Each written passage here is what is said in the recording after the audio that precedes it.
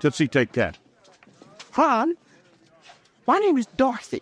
It's not Tootsie or Toots or Sweetie or Honey or Dow. Oh, Christ. No, just Dorothy. Now, Alan's always Alan, Tom is always Tom, and John's always John. I have a name, too. It's Dorothy, capital D-O-R-O-T-H-Y. Dorothy. Excuse me, doctor. I can't even set you up for a commercial. You play the tomato for 30 seconds. They want a half a day over schedule because you wouldn't sit down. Yes, it wasn't logical. You were a tomato! The tomato doesn't have logic. I'd like to make her look a little more attractive. How far can you pull back? How do you feel about Cleveland? I'm very happy in Dr. Fisher. I never said I love you. I don't care about I love you. I read the second sex bill. I read the Cinderella complex. I'm responsible for my own organism. I don't care. Macho shithead.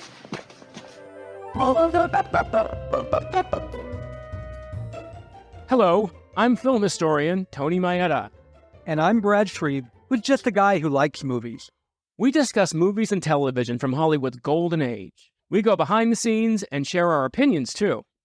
And of course, being the average guy, my opinions are the ones that matter. As does your self-delusion. Welcome to Going Hollywood. Hey, Brad, before we start recording, I just want to say, what kind of mother would I be if I didn't give my girls tips? Tips. Oh, that's a nice idea. A socket for a plug. Oh, I love that line. Well, just so you know, we're already recording, but then go ahead. You're talking about Tootsie today. 1982, Columbia, Tootsie. Oh, I love this movie. It's so funny I say that about everything. She's not Tootsie, she's not Toot, she's not Babe. She's not Honey or Sweetie or Baby. No, she's Dorothy. Capital D-O-R-O-T-H-Y. Dorothy, not Honey, not Baby, not Toot. Dorothy. Macho shithead. So yes, we're going to talk about Tootsie today. I wanted to talk about Tootsie. I always say, I love this movie because why would you talk about a movie that you don't love? But I do love this movie so much. Well, I think sometimes we're going to talk about some we don't love. There may be some movies that are highly rated that you and I aren't that fond of. I think we should touch on those now and again. Yeah, I think life's too short. I just want to talk about movies I love. I don't want to be one of these podcasts that talks about only bad movies, but I think from time to time it may come up. Yeah, okay. If you find one, we'll get to it. But today's that's not that. Today's not that day. Today is Dorothy Michaels Day. Today is capital D-O-R-O-T-H-Y, Dorothy Michaels Day on Going Hollywood. We're going to talk about Tootsie. Well, actually, it's Michael Dorsey's, Dorothy Michaels, and Emily Kimberly's Day. Yes, exactly. It kind of gets a little confusing at times. Here's what's really confusing. You have Dustin Hoffman playing Michael Dorsey, playing Dorothy Michaels, playing Emily Kimberly. So hello, it's a little bit like Victor Victoria, which, by the way, I just want to mention off the top that 1982 was a very interesting year. One might say it was kind of a queer year, 1982, because for some reason in 1982, there was something in the zeitgeist about these, and I'm going to use the term cross-dressing because that's what they used before, so nobody get all up in arms about it. There was in the zeitgeist, there seemed to be this thing about cross-dressing comedies, either men dressing as women, women dressing as men, because in 1982 was also the year of Victor Victoria, with Julie Andrews playing a man, playing a woman, playing a man, playing a woman. And The World According to Garp with John Lithgow. And Yentl was in pre-production and was going to be released in 83. So it was something about 1982 was a very queer year in Hollywood cinema. We're also going to have to talk about The World According to Garp sometime. It's not the best of movies, but it's one of my favorites, and there's a very specific reason, which we'll get to someday. We will. I like it for the same reason that Robin Williams considers it one of his favorites. Today, we're talking about Tootsie, which is a comedy, even though Dustin Hoffman doesn't look at it as a comedy, and neither did the director Sidney Pollack, which is one of the most genius things about this film, in my opinion, because everything, it's so real. Okay, Dorothy Michaels is so real, she gets her own credit line at the end of the film. And to me, that's what's so incredible about Tootsie. You grow to love this woman that Dustin Hoffman creates completely and fully. So much so that you really do miss her. And that there are times throughout the movie where Dorothy is the main character. You kind of forget that it's Michael Dorsey or Dustin Hoffman. You forget about Michael Dorsey. And then he comes back in and you're like, oh, you again. Yeah. Bring back Dorothy. She's a much nicer, a much more wonderful character, which is kind of the point. You know, it's kind of the point of this film. It's kind of the point of what Dustin Hoffman was trying to say in this characterization. And I'd like to go a little bit into the genesis of Tootsie, because it's quite a story of how this all came about. Should we start with what it is about? Yeah, before I do that, Brad, perhaps you should tell us what it's about. What is Tootsie about? Tootsie is a 1982 film. It was the second highest grossing film of that year. And Dustin Hoffman plays Michael Dorsey, who is a struggling actor who has a reputation for being difficult to work with, so he can't get hired. And am I correct that Dustin Hoffman tends to have a reputation for being difficult to work with as well? Just a bit. Yeah, so I was thinking that was funny as I'm watching him. I'm like, I'm almost certain people don't like working with him. He's really good at it. He's very difficult. There's actually, this is off tangent, but I got to tell it. There's a very funny clip of Meryl Streep. Meryl Streep is on, she's on Watch What Happens Live. And they're playing, Andy Cohen's playing Marry, Shag, or Kill with her and giving her the name of co-stars, you know how that works, marry one, shag one, kill one. So he gives her 3 of her co-stars, and it was Robert Redford, Dustin Hoffman, and Jack Nicholson. And Meryl goes, she goes, marry Bob, shag Jack, and Dustin. But yes, Dustin Hoffman has a reputation for being a bit difficult to work with. And also from this film, there are notorious stories of the making of this film and the battles he had with Sidney Pollack during the making of this film. And now we're going to get into, because I know some of this as well. So Dustin Hoffman plays Michael Dorsey, this difficult actor, and his roommate is played by Bill Murray. His name is Jeff, and he doesn't have a whole lot of scenes, but he's kind of a critical character because he wrote a play, and it's going to cost $8,000 to produce. And Michael wants to help him produce this play so they can star in it. And now Sandy is Michael's friend and love interest that I'll put in air quotes. She's a very tragic character. Played by the sublime Terry Garr. I love Terry Garr. The sublime Terry Garr. It breaks my heart that she is too ill to act, because I always love Terry Garr. Now, she goes to audition for a role in the soap opera Southwest General, and she does not get the role. Well, Michael is with her when she does this, and he gets the idea. And he decides to try out for the role to raise money for Jeff's play. So he dresses as a woman, you can say in drag or cross-dresser. And he uses the name Dorothy Michaels, which is a play on his name. Yes. He auditions and is cast in the role of the new hospital administrator on the soap opera. And as I said, the names get confusing. Dustin Hoffman is Michael Dorsey, who is Dorothy Michaels, who is Emily Kimberly, the character in the soap. Now, Michael portrays Emily as a no-nonsense feminist, despite her demure exterior, and Dorothy Michaels becomes a huge hit and increases the show's ratings. Now, in the midst of all this, there are love entanglements with Michael and Sandy.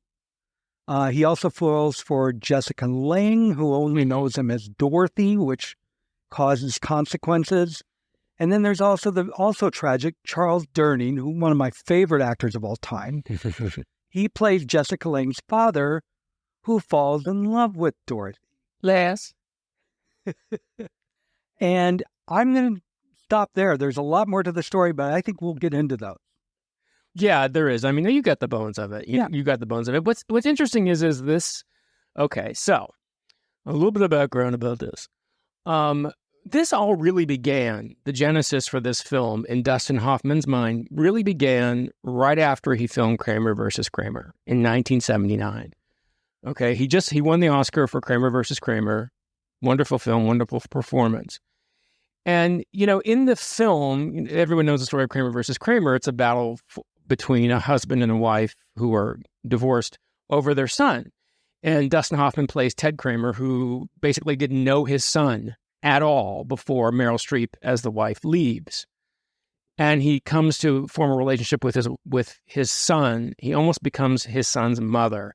And this really sparked an interest in Dustin Hoffman. Dustin Hoffman is the type of actor who he actually, during one of the scenes of Kramer versus Kramer, in an attempt to, quote unquote, and these are his words, feminize the character of Ted Kramer, he wore a woman's shirt.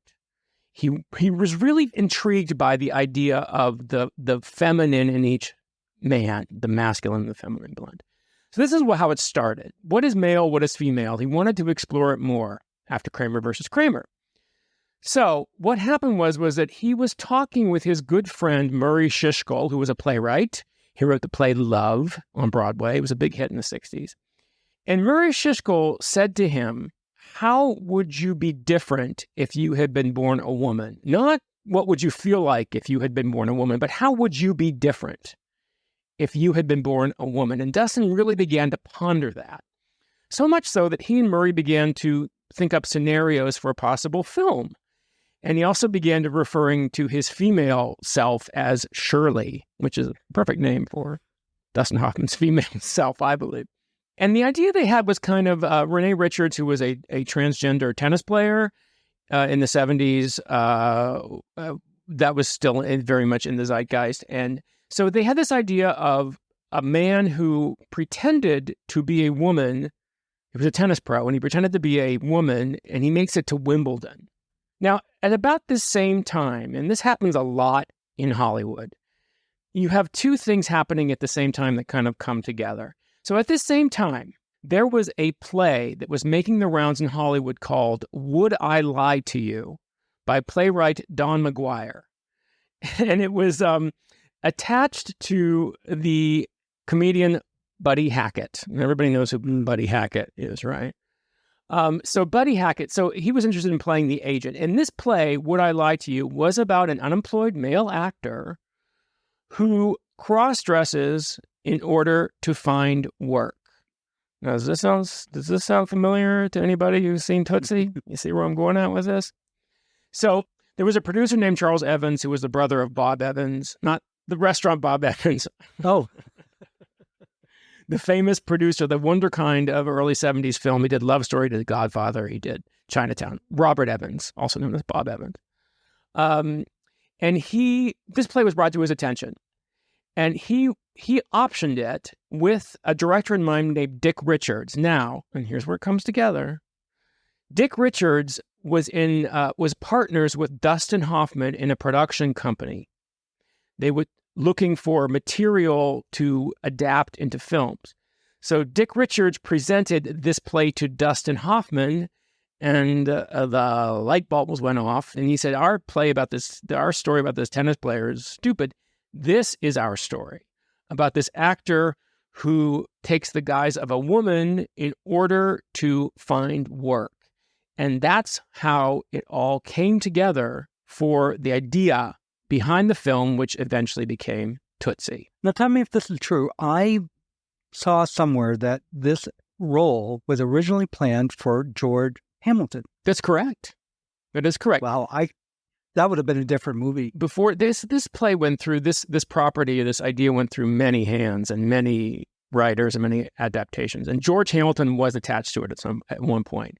But then once Dustin got a hold of it and he realized he wanted to do this, it didn't go anywhere else. Dustin had it. Dustin actually optioned it and had total creative control over it, which is something that all actors want, because nobody wants to see their vision, their creation chopped up and destroyed. So Dustin made a deal with Columbia Pictures to work on the script for 2 years, and also that Columbia would pay for his makeup tests, because this was very important to Dustin Hoffman. In fact, he had it in his contract with Columbia that unless they could come up with a makeup which made him look convincing as a woman, all bets were off. He wouldn't do it, because he did not want to do Some Like It Hot.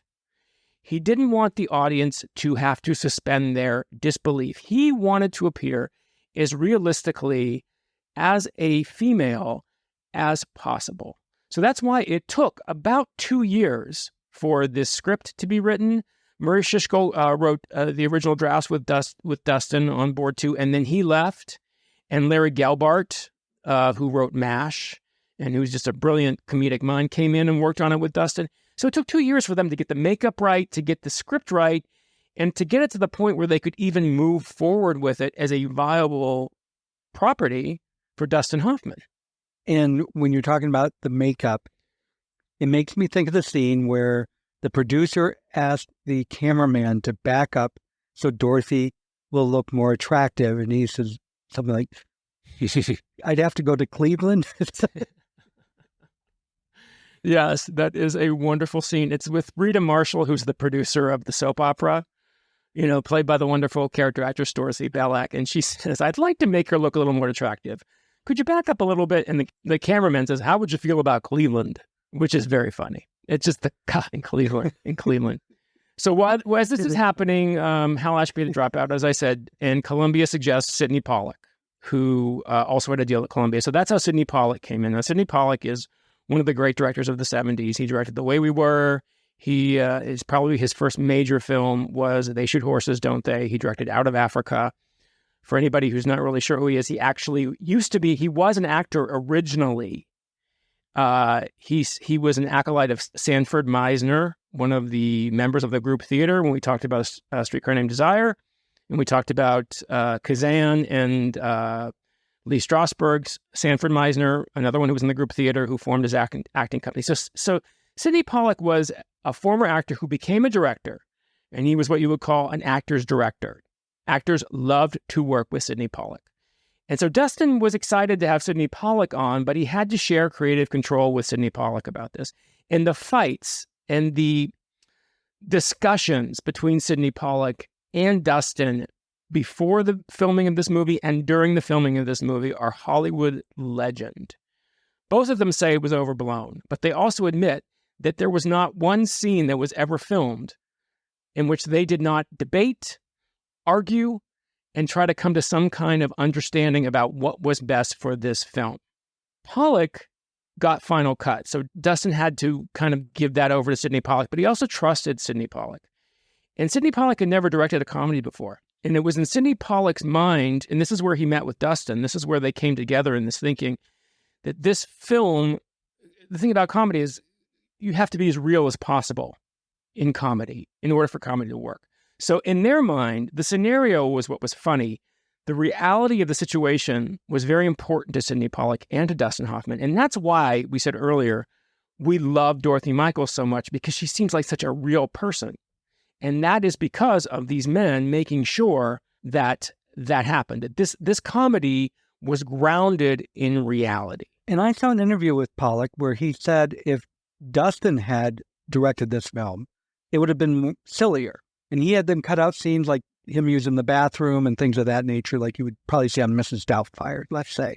Well, like every actor, Dustin Hoffman's a bit of a ham, very much a ham. That's why you need a strong director. And Sidney Pollack was that. Sidney Pollack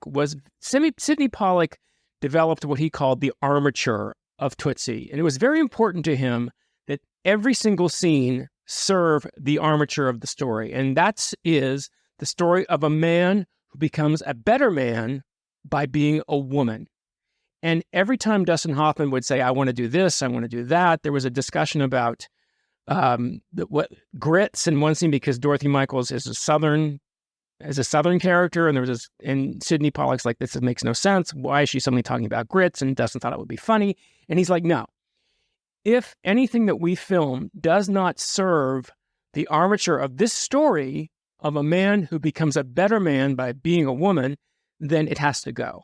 And you really see that in Tootsie. That's why Tootsie is such a grounded comedy. I mean, for a hysterically funny comedy, it's also incredibly grounded in realism.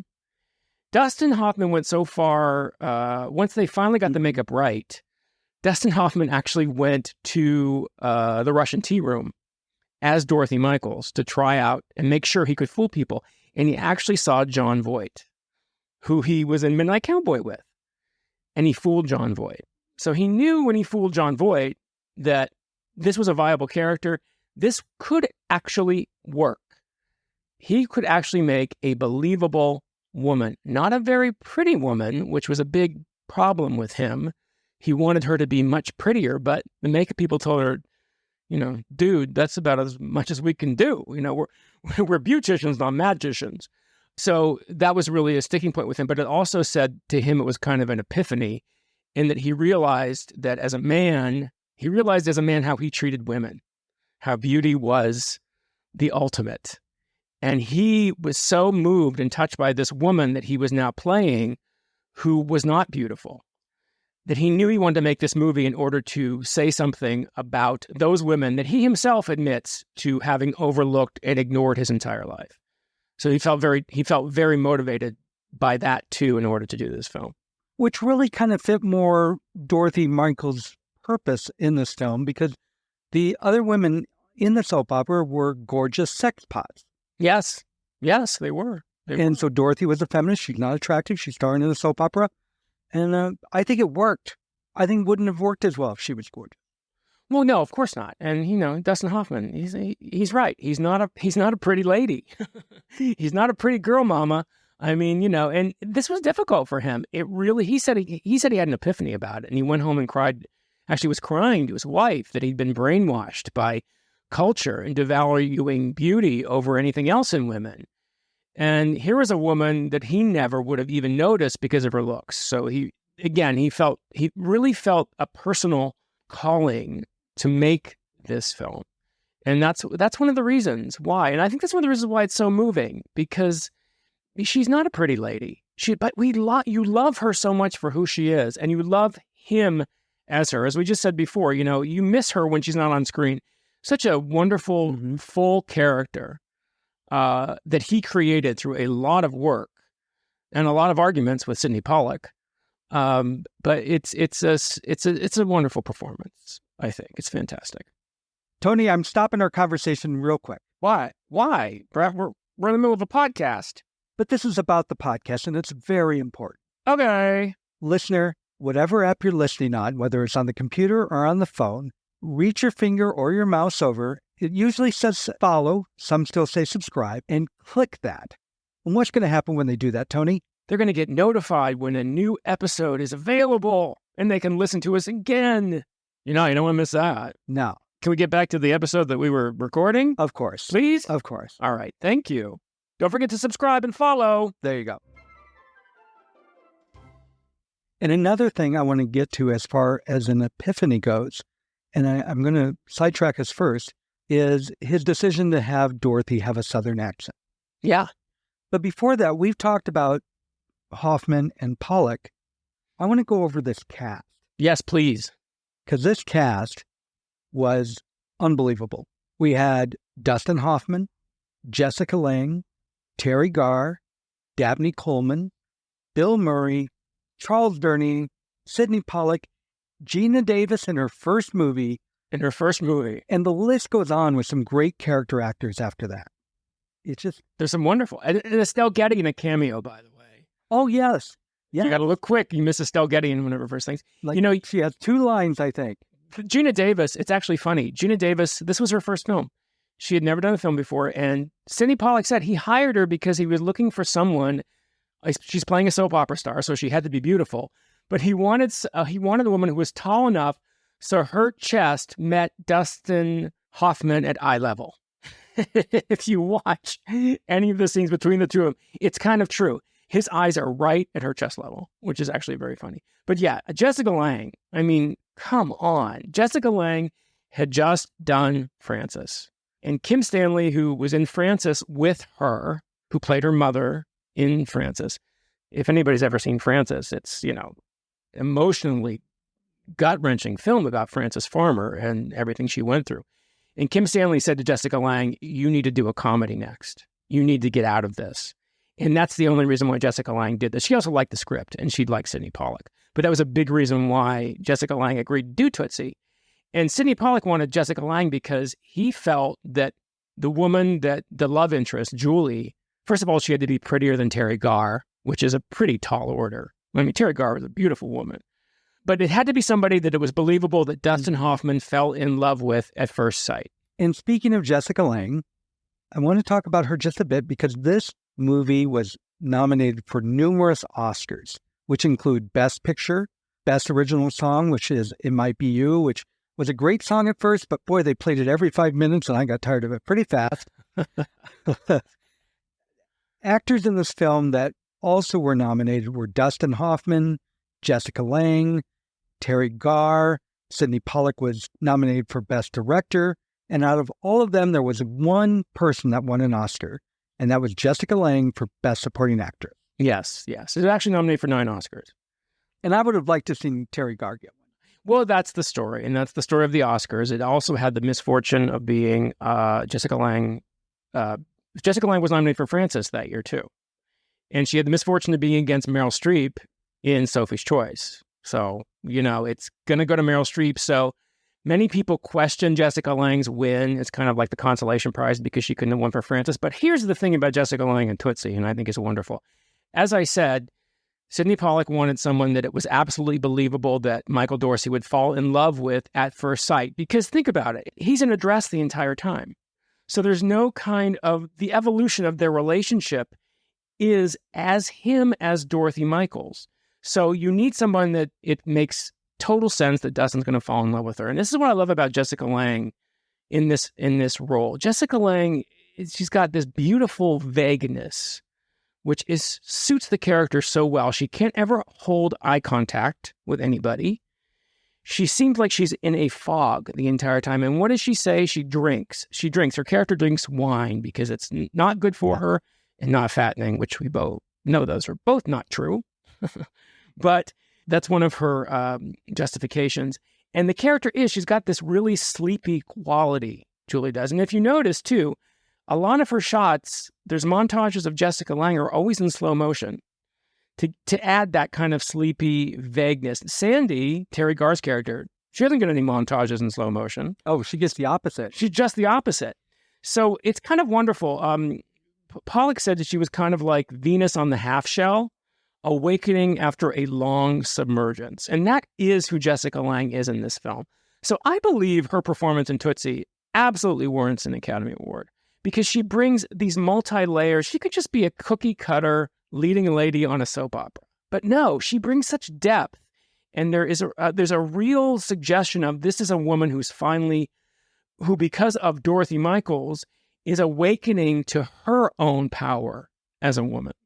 And I think Jessica Lange paints that portrait beautifully. She did. And Terry Garr is funnier, but she's also annoying as hell. Like, I would never want to be this person's friend. Terry Garr. I love Terry Garr. Drama. She's one of these people that lives for drama. We tend to forget what a big career Terry Garr had. Oh, my Lord. Close Encounters of the Third Kind, Young Frankenstein, Oh God, Mr. Mom. I mean, Terry Garr was really hot in the late 70s, early 80s. And she's so funny as Sandy. You get the insecurity of that character. You get that wonderful scene, which, by the way, was improvised in the apartment, when she goes, I've read the Cinderella Complex. I'm responsible for my own orgasm. When she goes off on him, she goes, I will not take this from friends, only lovers. That whole scene was improvised. Was Terry Garr's improvisation. It was genius stuff there. And I think she's so underrated in this film. If they could have split that supporting actress Oscar, I wish they could have. Actually, they could have. They could have tied. But she deserves it. Yeah. I think Terry tends to be underrated in general. I agree with you.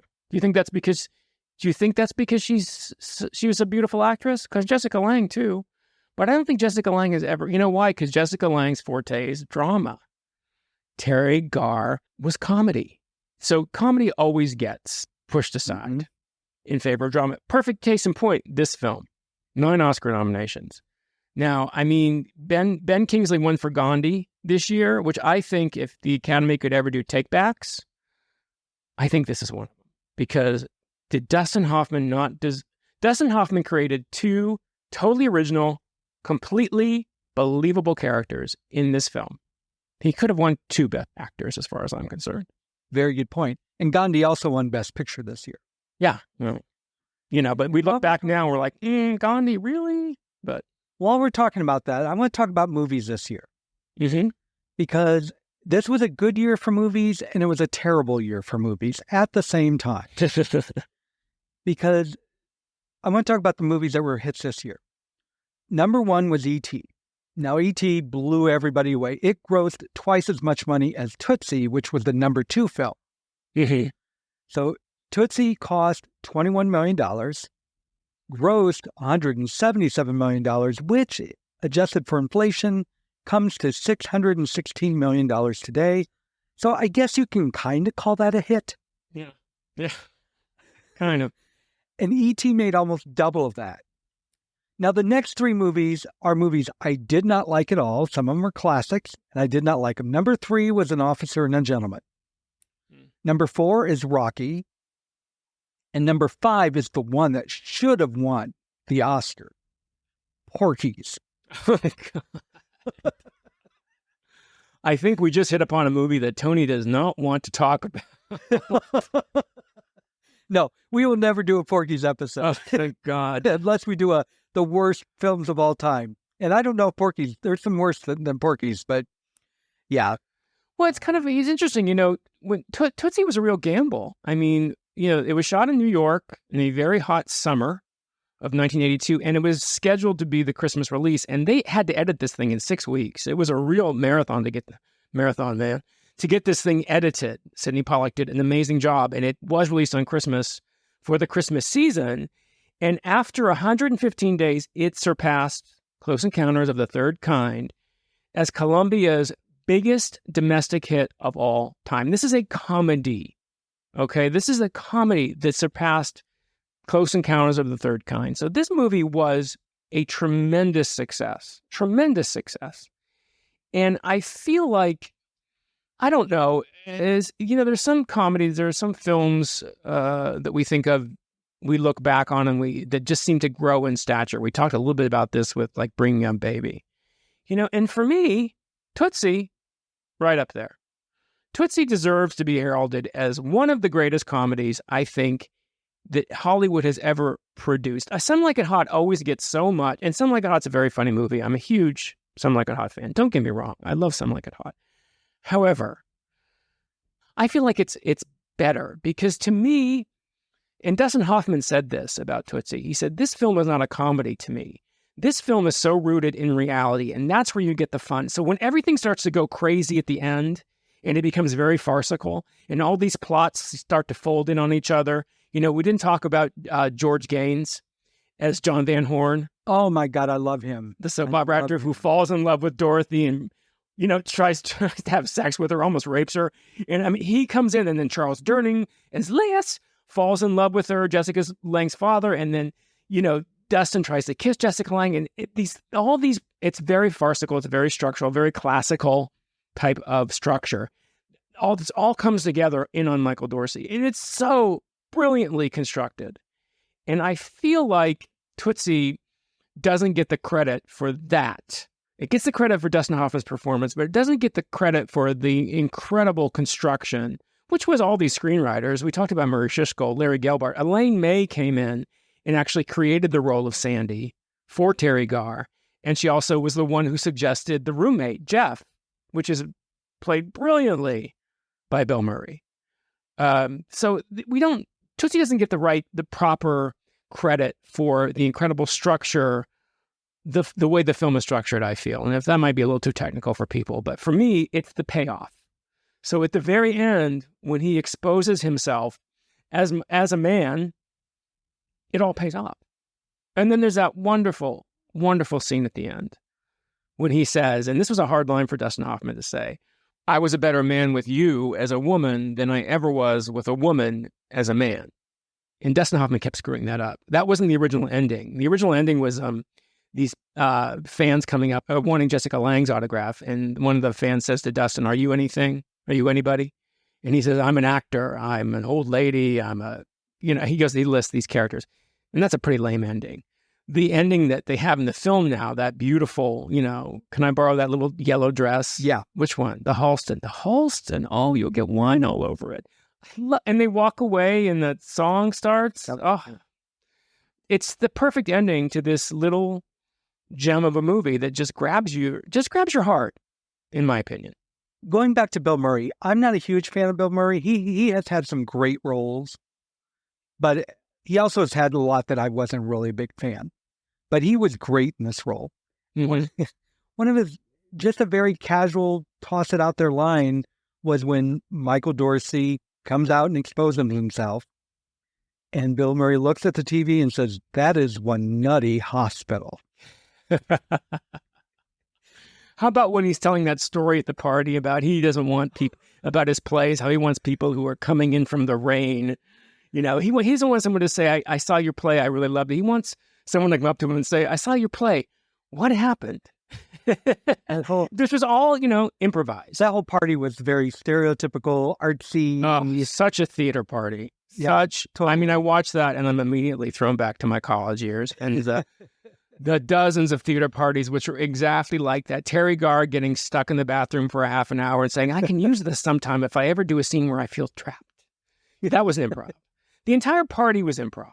He's kind of like he took a page from Blake Edwards. Remember when we talked about the party scene in Breakfast at Tiffany's? Yeah. And Sidney Pollack even said, you can't choreograph a party. You just have to put people in there, give them an idea of what they want to do, and let them go. And he got these brilliant bits. The woman, when she's singing Happy Birthday to him at the very beginning, and her breath is blowing out the candles of Happy Birthday to you. I love that scene too. I really love that scene today. Well, and I understand Bill Murray, most of what he said in this movie was improvised. Yes. And I'm sure that is one nutty hospital line was improvised. How about when George Gaines, after Jessica Lange punches Dustin Hoffman after he exposes himself, and George Gaines leans forward and says, "Does Jeff know?" It's just one brilliant. They just come upon each other, and it's just such a wonderful. The movie, you're headed for this incredible ending, and it does not disappoint you. It never ever lets you down. Are you ready to be knocked over with a feather? Yes. I loved this movie. Oh, wow. I loved this movie. Good. But, there's a but. To me, it did not stand the test of time. Really? I laughed hysterically at some scenes, but mostly through this movie, I cringed. What'd you cringe about? Michael is a horrible, horrible person. Well, he destroyed Sandy. He destroyed Charles Durning. He crushed Jessica Lange. And I'm sorry, at the end of Jessica Lange would not have taken him back. And here's the funny thing, though. This is kind of funny. I think ahead. What if Michael and, I can't think of Jessica Lange's parent, but what if Dustin Hoffman and Jessica Lange become a hot couple and possibly even get married? Mm-hmm. Her father, Charles Durning, proposed to Dustin Hoffman, and she would be the one that ended up with him, which to me is funny. But yeah, I found Michael such a horrible person, and I really felt for Terry Garr. I know she's a great actress, and she was funny, she played her role, but I was heartbroken for her. Yeah. I was heartbroken for Charles Durning. I was cringing throughout. But he's seen a real nice woman at the end. Don't think I didn't check her out. But that's part of what the realism of this movie. I think that is a testament to it, because I cared for the character. It's interesting that you brought that up, that you don't like that, because that was a big concern of Sidney Pollack's. But what did he say? What was the armature of the story? The armature of the story is a story of a man who becomes a better man by being a woman. So you have to show the man at first not being a good man. And he was very concerned about that Michael Dorsey, the way he treated these women, it was very important to him that he get the point across that he becomes a better man. Well, you've got to show the progression becoming a better man. So yes, Michael Dorsey at the beginning is kind of not a nice person. I mean, first of all, he was a pain in the ass as an actor, as Dustin Hoffman reportedly was.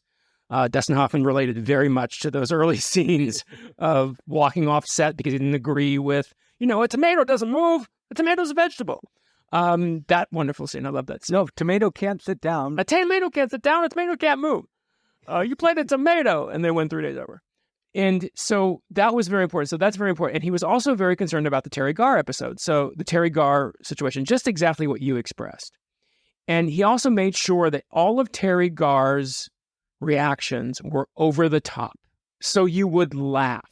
So you wouldn't feel kind of like you felt. Now, in 1982, different time. I mean, I'm not telling anybody anything we don't know. It was a different time period. Men behaved reprehensibly. How about when he goes up to Jessica Lange at the party and says, I'd really like to sleep with you, exactly what Jessica Lange's character said she wanted to hear, and she throws champagne in his face? I mean, so yeah, the guy's pretty much a scumbag, but he has this awakening as Dorothy. So at the end, he says, all I got to do now is learn how to do it without the dress. He has an awakening. So I hear what you're saying, but you have to have that journey. Otherwise, there's no story here. Right. But there just were so many people hurt in the journey. Now, one thing that I thought was really well done is Michael treats Sandy terribly, Terry Garr's character. He treats her terribly. Yeah. And then he's talking to Dabney Coleman, who we all know plays a great sleazebag. He always has. One of the greatest. And he is a chauvinist pig. He's a pig. Yeah. And Dabney Coleman is talking to Dorothy Michaels, who it is, Mm-hmm. and saying the things almost exactly what Michael had said to Sandy earlier in the film. Exactly. And you could just see the look in his face like, oh. But it was not overplayed. Well, he actually says to Dabney Coleman's character, I know you a lot better than you think I do. Yes. I know you a lot better than you think I do. And so he's having this awakening. It's a lot. The character is kind of, I don't want to say disgusting, but he's not a nice character. But at the end, he gives you the hope. And I actually do see them together at the end. She says she misses Dorothy, and he says, you don't have to. She's right here. Yeah, I thought that was very cute. And I believe that. And I love that ending. But I totally understand what you're saying. I think his journey was great. I just wish so many people weren't hurt in the process. I will say the bar scene at the end, when he tries to give the ring back to Charles Durning after he proposed to her, he smacks it, says, outside.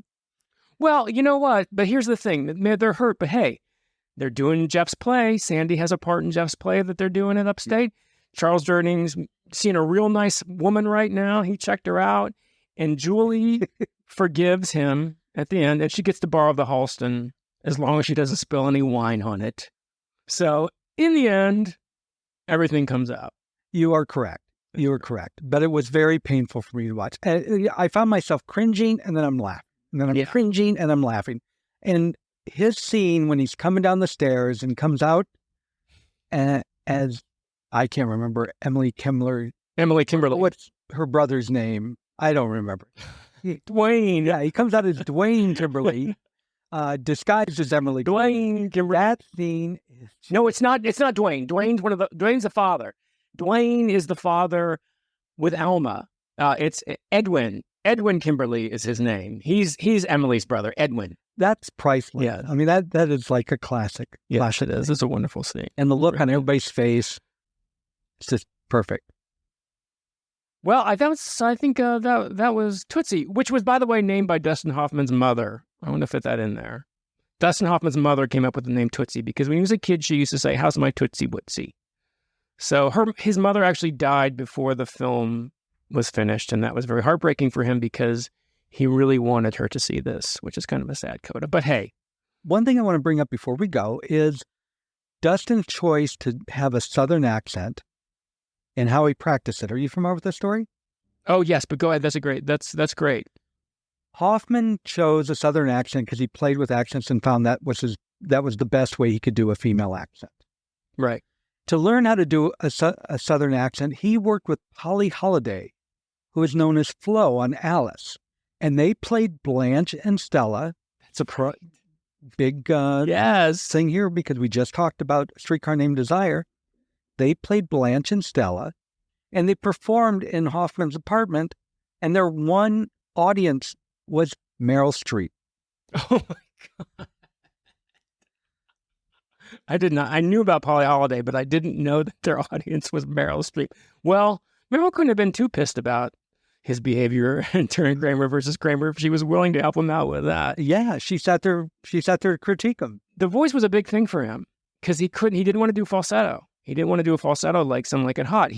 But he found that I think he went to Columbia and he talked with a linguist or something like that. And he found that it was either French or Southern. Well, obviously he wasn't going to do a French accent, but he found his voice naturally went up to an upper register when he did Southern. Which actually worked for Dorothy as well. It works so well for that character. It works so well for that character. Well, Brad, I think that's Tootsie. I think we're gonna roll Tootsie roll out of here. But first, I want to give a shout out to our friend of the pod. I love being able to say that. Friend of the pod, Rodney Wilson. After we went back and forth about a potential ending, and I offered up "Never Let Him See You Ache" from Postcards. Rodney said, "Why not go back to the beginning to an episode which is one of our first? Because as in life, the answer is right in front of us." So, Brad. Oh, whoa. Before you do it, I just want to say, we love you, Rodney. We love you, Rodney. Let me tell you why we love Rodney. Rodney actually went to 10 different Facebook groups to tell them about our show. Now, we don't expect everybody that listens to the show to be that big a fan. Why not? But the number one, it'd be great. The number one way people find podcasts, 70% of people find podcasts through friends. So tell your friend if you enjoy the show. And of course you do. That's great. I love that. No, you were about to say something? Yes, thank you, Rodney. And Brad, let's not say goodbye. Let's just say au revoir. No, let's say goodbye. Goodbye, everybody. Thanks for listening. That's